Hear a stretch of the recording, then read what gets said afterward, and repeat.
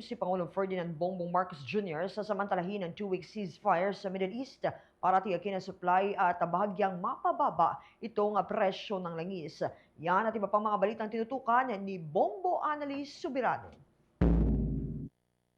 Sasamantalahin ng pamahalaan ang 2 linggong tigil putukan sa pagitan ng Estados Unidos at Iran sa gitnang silangan upang mapataas ang supply ng produktong petrolyo sa bansa. Ito ang inihayag ni Pangulong Ferdinand Marcos Jr. Ayon sa Pangulo, umaasa silang magtutuloy-tuloy ang ceasefire kung magiging maayos ang usapan ng dalawang panig. Naniniwala si Pangulong Marcos na posibleng makatulong ang nasabing tigil putukan upang bumaba ang presyo ng langis dahil inaasahang luluwag din ang merkado. Ganun pa man, aminado ang Pangulo, mahirap mapababa ang presyo ng langis sa loob lamang ng 2 linggo, lalo't pabago-bago ang sitwasyon. Pero kung mapalawig pa ang tigil putukan ng lampas sa 2 linggo, tignan na lang at baka magkaroon ng magandang resulta sa presyo ng langis. Pakinggan natin si Pangulong Ferdinand Marcos Jr. nila na matapos na itong gulo na ito. So hopefully all the parties will come together. But we have the 2 weeks. We will take as much advantage of it as we possibly can by assuring the supply of petroleum products in the Philippines and hopefully being able to do something about the pricing kasi luluwag na ang market. So, it's a very simple demand and supply situation. So hopefully that will medyo bababa ang presyo ng langis. Pero titignan natin because it's so volatile. 2 weeks may not be enough time to bring the prices down. But maybe if it is extended further than that with the prospect of even better situation following, then prices will start to follow. We will of course immediately answer.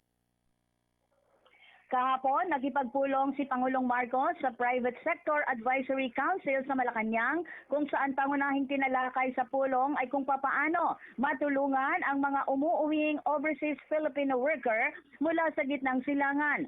Ayon sa Pangulo, kasama ang private sector, naghahanap sila ng mga paraan para mabigyan ng ilang trabaho ang mga umuuwing OFW o Overseas Filipino Worker.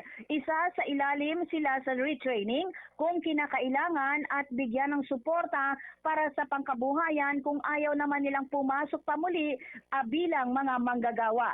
Kasama rin anya sa napag-usapan sa pulong at ang iba pang usapin sa trabaho tulad ng kung papaano maipapasok sa mga bagong trabaho ang artificial intelligence, hindi lamang anya sa gobyerno kundi maging sa buong economic system. Maaari anyang ang mga mungkahing inilatag ng private sector at halos pareho naman anya sila ng mga iniisip na mga paraan. Kaya pag-aaralan anya itong mabuti para makatulong maibsan ang epekto ng krisis sa Middle East.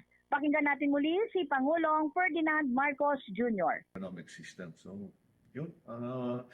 Maraming mga suggestion na siyempre dahil na sa mga pangyayari sa Middle East, marami talagang pwede pang gawin na suggestion that came from the private sector side. Titignan natin at marami naman talaga. Ang magandang naging resulta dito, yung iniisip gawin namin sa pamahalaan, we are very much in agreement with the private sector advisors kung ano yung dapat gawin to mitigate the effects of what is happening in the Middle East. So tama yung pareho ang aming thinking. We are, as I was saying, we are on the same page.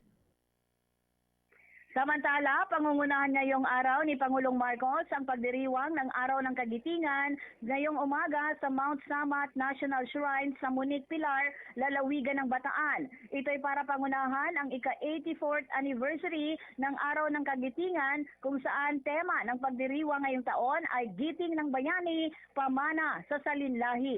Alas 8 ngayong umaga, inaasahan ang pagdating ng Pangulo para sa pagsisimula ng programa sa pamamagitan ng pagtataas ng watawat ng Pilipinas. Bahagi din ng programa ay ang pag-aalay ng bulaklak sa mga sundalong Pilipino at Amerikano na lumaban sa kalayaan ng bansa sa mga biktima ng Bataan Death March at sa lahat ng nagpapakita ng kagitingan para sa kalayaan ng Pilipinas. Makakasama ng Pangulo sina Defense Secretary Gilbert Chodoro, US Embassy Charge d'Affaires Robert Ewing at Japan Ambassador to the Philippines Endo Kazuya. Mula sa Malacanang, Bombo Anali Montaño Soberano nag-uulat. And this is Bombo Radio Philippines, the #1 and most trusted source of news and information. Basta Radio, Bombo! For the most trusted source of news and information, visit our website at www.bomboradio.com. Follow us on Bombo Radio mobile app, Facebook, YouTube, TikTok, and X, formerly Twitter. Like, share, and stay connected. Anytime, anywhere.